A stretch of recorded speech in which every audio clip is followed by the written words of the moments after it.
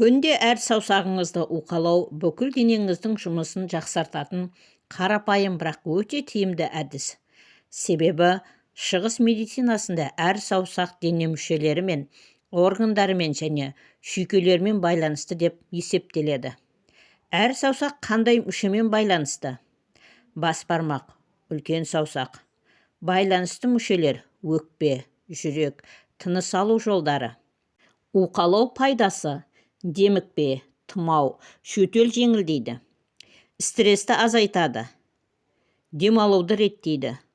Сұқ саусақ, байланысты мүшелер, асқазан, ішек, бүйрек. Уқалау пайдасы: ас қорыту жақсарады, іш қату, іш өту, асқазан ауырсынуы басылады. Бүйрек жұмысы белсендендіріледі.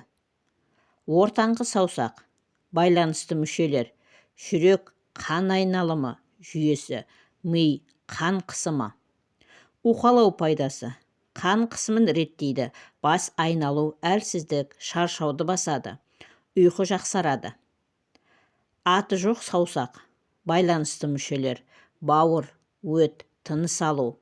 Қосымша уқалау пайдасы: бауырды тазартуға көмектеседі, ашуланшақтықты, тітіркенуді азайтады, денені уыттардан тазартуға сеп болады. Шынашақ, кішкене саусақ, байланысты мүшелер, жүрек, ішек, жіңішке ішек, несеп жыныс жүйесі. Уқалау пайдасы: жүрек қағысын реттейді, несеп жүйесін белсенді етеді, эмоциялық тепе-теңдікті сақтауға көмектеседі. Қалай уқалау керек?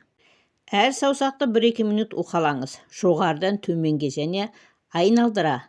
Саусақтың ұшынан бастап буындарына дейін жұмыс жасаңыз. 2 қолды кезектестіріп уқалаңыз. Күніне 2 рет, таңертең және кешке жасап тұрған тиімді. Қосымша кеңес: саусақты уқалағанда ауыру немесе ауырлық сезілсе, сол мүшеде мәселе бар дегенді белгі болуы мүмкін. Уқалауды тыныштықта, терең тыныс алып отырып жасаңыз.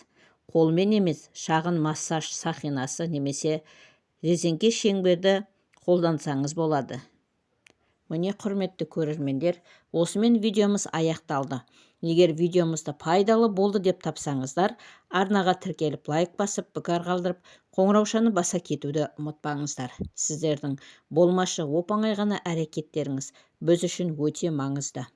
Келесі видеода кездескенше аман сау болыңыздар. Дендеріңіз сау болсын, ақпаратымыз пайдаларыңызға жарасын.